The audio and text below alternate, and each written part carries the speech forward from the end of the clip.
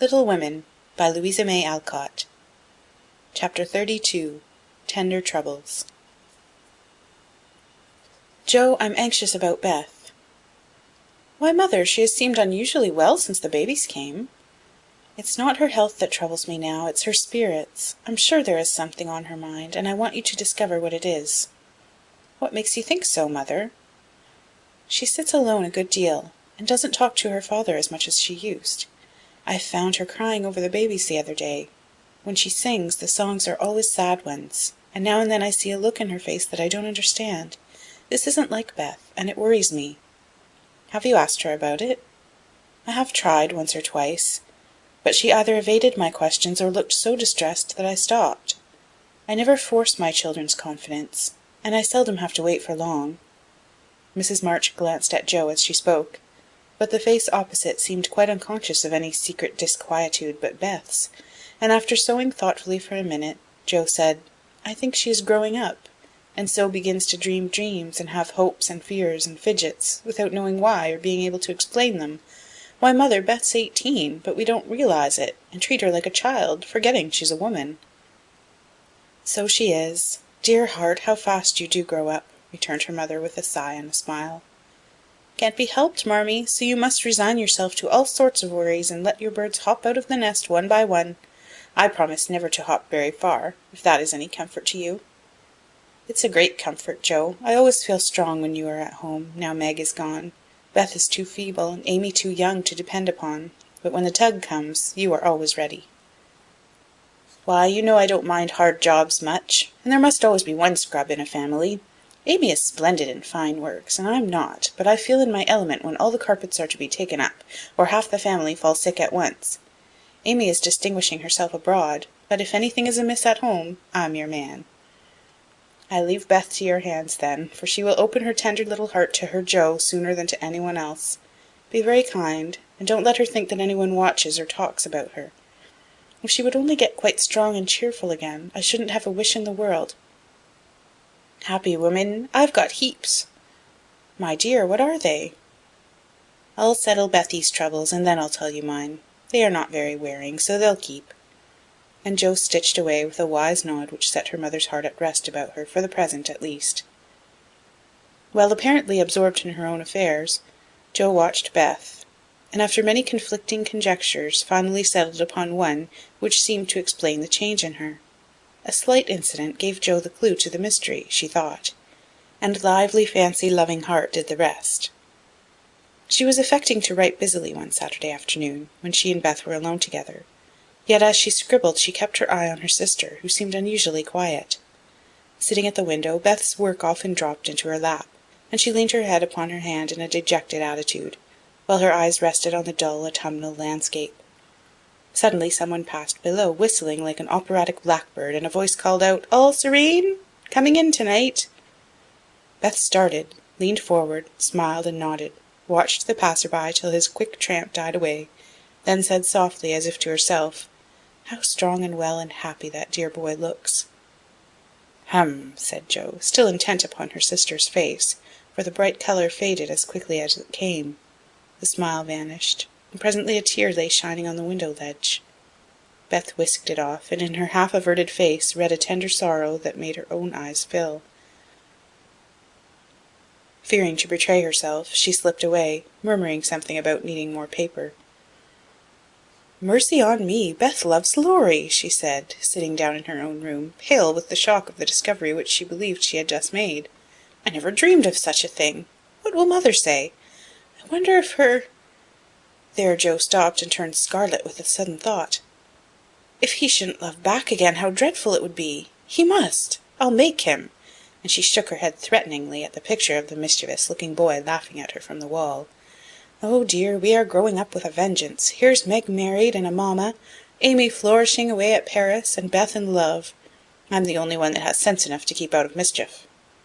Joe thought intently for a minute with her eyes fixed on the picture. Then she smoothed out her wrinkled forehead and said, with a decided nod at the face opposite, "No, thank you, sir. You're very charming, but you've no more stability than a weathercock.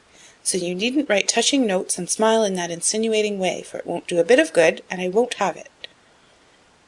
Then she sighed, and fell into a reverie from which she did not wake till the early twilight sent her down to take new observations, which only confirmed her suspicion. Though Laurie flirted with Amy and joked with Joe, his manner to Beth had always been peculiarly kind and gentle, but so was everybody's. Therefore no one thought of imagining that he cared more for her than for the others. Indeed, a general impression had prevailed in the family of late that "our boy" was getting fonder than ever of Joe, who, however, wouldn't hear a word upon the subject, and scolded violently if anyone dared to suggest it. If they had known the various tender passages which had been nipped in the bud, they would have had the immense satisfaction of saying, "I told you so." But Joe hated philandering, and wouldn't allow it, always having a joke or a smile ready at the least sign of impending danger. When Laurie first went to college, he fell in love about once a month. But these small flames were as brief as ardent, did no damage, and much amused Joe, who took great interest in the alternations of hope, despair, and resignation, which were confided to her in their weekly conferences. But there came a time when Laurie ceased to worship at many shrines, hinted darkly at one all-absorbing passion, and indulged occasionally in Byronic fits of gloom. Then he avoided the tender subject altogether, wrote philosophical notes to Joe, turned studious, and gave out that he was going to dig, intending to graduate in a blaze of glory. This suited the young lady better than twilight confidences, tender pressures of the hand, and eloquent glances of the eye. For with Joe, brain developed earlier than heart, and she preferred imaginary heroes to real ones, because when tired of them, the former could be shut up in the tin kitchen till called for, and the latter were less manageable. Things were in this state when the grand discovery was made, and Joe watched Laurie that night as she had never done before. If she had not got the new idea into her head, she would have seen nothing unusual in the fact that Beth was very quiet, and Laurie very kind to her. But having given the rein to her lively fancy, it galloped away with her at great pace, and common sense, being rather weakened by a long course of romance writing, did not come to the rescue. As usual, Beth lay on the sofa, and Laurie sat in a low chair close by, amusing her with all sorts of gossip, for she depended on her weekly spin, and he never disappointed her. But that evening Joe fancied that Beth's eyes rested on the lively dark face beside her with peculiar pleasure, and that she listened with intense interest to an account of some exciting cricket match, though the phrases "caught off a tice," "stumped off his ground," and "the leg hit for 3" were as intelligible to her as Sanskrit. She also fancied, having set her heart upon seeing it, that she saw a certain increase of gentleness in Laurie's manner, that he dropped his voice now and then, laughed less than usual, was a little absent-minded, and settled the afghan over Beth's feet with an assiduity that was really almost tender. "Who knows? Stranger things have happened," thought Joe as she fussed about the room. "She will make quite an angel of him, and he will make life delightfully easy and pleasant for the dear, if they only love each other. I don't see how he can help it, and I do believe he would if the rest of us were out of the way." As everyone was out of the way but herself, Joe began to feel that she ought to dispose of herself with all speed. But where should she go? And burning to lay herself upon the shrine of sisterly devotion, she sat down to settle that point. Now, the old sofa was a regular patriarch of a sofa, long, broad, well-cushioned, and low, a trifle shabby, as well it might be, for the girls had slept and sprawled on it as babies, fished over the back, rode on the arms, and had menageries under it as children, and rested tired heads, dreamed dreams, and listened to tender talk on it as young women. They all loved it, for it was a family refuge, and one corner had always been Joe's favourite lounging place. Among the many pillows that adorned the venerable couch was one hard round, covered with prickly horsehair, and furnished with a knobby button at each end. This repulsive pillow was her especial property, being used as a weapon of defence, a barricade, or a stern preventive of too much slumber. Laurie knew this pillow well, and had cause to regard it with deep aversion, having been unmercifully pummelled with it in former days when romping was allowed, and now frequently debarred by it from the seat he most coveted next to Joe in the sofa corner. If the sausage, as they called it, stood on end, it was a sign that he might approach and repose, but if it lay flat across the sofa, woe to man, woman, or child who dared disturb it. That evening Joe forgot to barricade her corner, and had not been in her seat 5 minutes before a massive form appeared beside her, and with both arms spread over the sofa back, both long legs stretched out before him, Laurie exclaimed with a sigh of satisfaction, "Now, this is filling at the price." "No slang," snapped Joe, slamming down the pillow. But it was too late, there was no room for it, and coasting onto the floor it disappeared in a most mysterious manner. "Come, Joe, don't be thorny. After studying himself to a skeleton all the week, a fellow deserves petting, and ought to get it. Beth will pet you. I'm busy." "No, she's not to be bothered with me, but you like that sort of thing. Unless you've suddenly lost your taste for it. Have you? Do you hate your boy, and want to fire pillows at him?" Anything more wheedlesome than that touching appeal was seldom heard, but Joe quenched her boy by turning on him with a stern query. "How many bouquets have you sent Miss Randall this week?" "Not one, upon my word. She's engaged. Now then." "I'm glad of it. That's one of your foolish extravagances, sending flowers and things to girls for whom you don't care two pins," continued Joe reprovingly. "Sensible girls, for whom I do care whole papers of pins, won't let me send them flowers and things. So what can I do? My feelings need a vent. Mother doesn't approve of flirting even in fun, and you do flirt desperately, Teddy." "I'd give anything if I could answer so to you. As I can't, I'll merely say that I don't see any harm in that pleasant little game, if all parties understand that it's only play. Well, it does look pleasant, but I can't learn how it's done. I've tried, because one feels awkward in company not to do as everybody else is doing, but I don't seem to get on," said Joe, forgetting to play mentor. "Take lessons of Amy. She has a regular talent for it." "Yes, she does it very prettily, and never seems to go too far. I suppose it's natural to some people to please without trying, and others to always say and do the wrong thing in the wrong place." "I'm glad you can't flirt. It's really refreshing to see a sensible, straightforward girl who can be jolly and kind without making a fool of herself. Between ourselves, Joe, some of the girls I know really do go on at such a rate I'm ashamed of them. They don't mean any harm, I'm sure, but if they knew how we fellows talked about them afterward, they'd mend their ways, I fancy." "They do the same, and as their tongues are the sharpest, you fellows get the worst of it, for you are as silly as they, every bit. If you behaved properly, they would, but knowing you like their nonsense, they keep it up, and then you blame them." "Much you know about it, ma'am," said Laurie in a superior tone. "We don't like romps and flirts, though we may act as if we did sometimes. The pretty, modest girls are never talked about, except respectfully, among gentlemen. Bless your innocent soul, if you could be in my place for a month, you'd see things that would astonish you a trifle. Upon my word, when I see one of those harum-scarum girls, I always want to say with our friend Cock Robin, 'Out upon you! Fie upon you, bold-faced jig!'" It was impossible to help laughing at the funny conflict between Laurie's chivalrous reluctance to speak ill of womankind and his very natural dislike of the unfeminine folly of which fashionable society showed him many samples.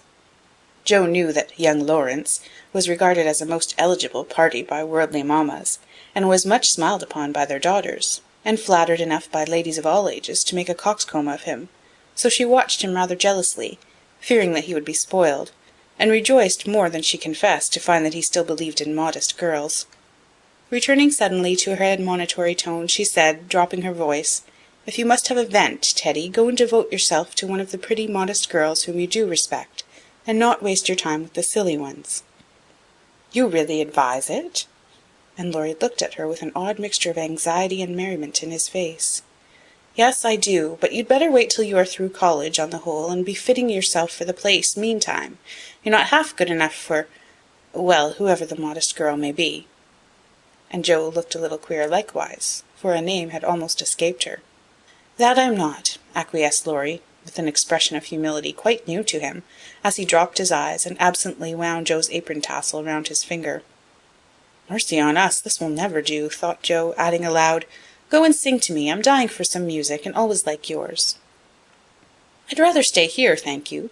"Well, you can't. There isn't room. Go and make yourself useful, since you are too big to be ornamental." "I thought you hated to be tied to a woman's apron string," retorted Joe, quoting certain rebellious words of his own. "Ah, that depends on who wears the apron," and Laurie gave an audacious tweak at the tassel. "Are you going?" demanded Joe, diving for the pillow. He fled at once, and the minute it was well, "Up with the bonnets of Bonnie Dundee," she slipped away to return no more till the young gentleman departed in high dudgeon. Joe lay long awake that night, and was just dropping off when the sound of a stifled sob made her fly to Beth's bedside with the anxious inquiry, "What is it, dear?" "I thought you were asleep," sobbed Beth. "Is it the old pain, my precious?" "No, it's a new one, but I can bear it," and Beth tried to check her tears. "Tell me all about it, and let me cure it as I often did the other." "You can't. There is no cure." There Beth's voice gave way, and clinging to her sister she cried so despairingly that Joe was frightened. "Where is it? Shall I call Mother?" "No, no, don't call her, don't tell her. I shall be better soon. Lie down here and pour my head. I'll be quiet and go to sleep, indeed I will." Joe obeyed, but as her hand went softly to and fro across Beth's hot forehead and wet eyelids, her heart was very full, and she longed to speak. But young as she was, Joe had learned that hearts, like flowers, cannot be rudely handled, but must open naturally. So though she believed she knew the cause of Beth's new pain, she only said in her tenderest tone, "Does anything trouble you, dearie?" "Yes, Joe," after a long pause. "Wouldn't it comfort you to tell me what it was?" "Not now, not yet." "Then I won't ask, but remember, Bethy, that Mother and Joe are always glad to hear and help you if they can." "I know it. I'll tell you by and by." "Is the pain better now?" "Oh, yes, much better. You are so comfortable, Joe." "Go to sleep, dear. I'll stay with you." So cheek to cheek they fell asleep, and on the morrow Beth seemed quite herself again, for at 18 neither heads nor hearts ache long, and a loving word can medicine most ills. But Joe had made up her mind, and after pondering over a project for some days she confided it to her mother. "You asked me the other day what my wishes were. I'll tell you one of them, Marmee," she began as they sat alone together. "I want to go away somewhere this winter for a change." "Why, Joe!" and her mother looked up quickly as if the words suggested a double meaning. With her eyes on her work, Joe answered soberly, "I want something new. I feel restless and anxious to be seeing, doing, and learning more than I am. I brood too much over my own affairs, and need stirring up, so as I can be spared this winter, I'd like to hop a little way and try my wings." "Where will you hop?" "To New York. I had a bright idea yesterday, and this is it. You know Mrs. Kirk wrote to you for some respectable young person to teach her children and sew. It's rather hard to find just the thing, but I think I should suit if I tried." "My dear, go out to service in that great boarding house?" And Mrs. March looked surprised, but not displeased. "It's not exactly going out to service, for Mrs. Kirk is your friend, the kindest soul that ever lived, and would make things pleasant for me, I know. Her family is separate from the rest, and no one knows me there. Don't care if they do. It's honest work, and I'm not ashamed of it." "Nor I. But your writing?" "All the better for the change. I shall see and hear new things, get new ideas, and even if I haven't much time there, I shall bring home quantities of material for my rubbish." "I have no doubt of it. But are these your only reasons for this sudden fancy?" "No, Mother." "May I know the others?" Joe looked up, and Joe looked down, and then said slowly, with sudden colour in her cheeks, "It may be vain and wrong to say it, but I'm afraid Laurie is getting too fond of me." "Then you don't care for him in the way it is evident he begins to care for you?" And Mrs. March looked anxious as she put the question. "Mercy, no. I love the dear boy, as I always have, and am immensely proud of him. But as for anything more, it's out of the question." "I'm glad of that, Joe." "Why, please?" "Because, dear, I don't think you are suited to one another. As friends you are very happy, and your frequent quarrels soon blow over, but I fear you would both rebel if you were mated for life. You are too much alike and too fond of freedom, not to mention hot tempers and strong wills, to get on happily together in a relation which needs infinite patience and forbearance, as well as love. That's just the feeling I had, though I couldn't express it. I'm glad you think he is only beginning to care for me. It would trouble me sadly to make him unhappy, for I couldn't fall in love with the dear old fellow merely out of gratitude, could I?" "You are sure of his feeling for you?" The colour deepened in Joe's cheeks as she answered, with the look of mingled pleasure, pride, and pain which young girls wear when speaking of first lovers. "I am afraid it is so, Mother. He hasn't said anything, but he looks a great deal. I think I had better go away before it comes to anything." "I agree with you, and if it can be managed, you shall go." Joe looked relieved, and after a pause said, smiling, "How Mrs. Moffat would wonder at your want of management if she knew, and how she will rejoice that Annie may still hope." "Ah, Joe, mothers may differ in their management, but the hope is the same in all, the desire to see their children happy. Meg is so, and I am content with her success. You I leave to enjoy your liberty till you tire of it, for only then will you find that there is something sweeter. Amy is my chief care now, but her good sense will help her. For Beth I indulge no hopes except that she may be well. By the way, she seems brighter this last day or two. Have you spoken to her? Yes, she owned she had a trouble, and promised to tell me by and by. I said no more, for I think I know it. And Jo told her little story. Mrs. March shook her head, and did not take so romantic a view of the case, but looked grave, and repeated her opinion that for Laurie's sake Jo should go away for a time. Let us say nothing about it to him till the plan is settled. Then I'll run away before he can collect his wits and be tragic. Beth must think I'm going to please myself, as I am, for I can't talk about Laurie to her, but she can pet and comfort him after I'm gone, and so cure him of this romantic notion. He's been through so many little trials of the sort, he's used to it, and will soon get over his lovelornity. Jo spoke hopefully, but could not rid herself of the foreboding fear that this little trial would be harder than the others, and that Laurie would not get over his lovelornity as easily as heretofore. The plan was talked over in a family council and agreed upon, for Mrs. Kirke gladly accepted Jo and promised to make a pleasant home for her. The teaching would render her independent, and such leisure as she got might be made profitable by writing, while the new scenes in society would be both useful and agreeable. Jo liked the prospect and was eager to be gone, for the home nest was growing too narrow for her restless nature and adventurous spirit. When all was settled, with fear and trembling, she told Laurie, but to her surprise he took it very quietly.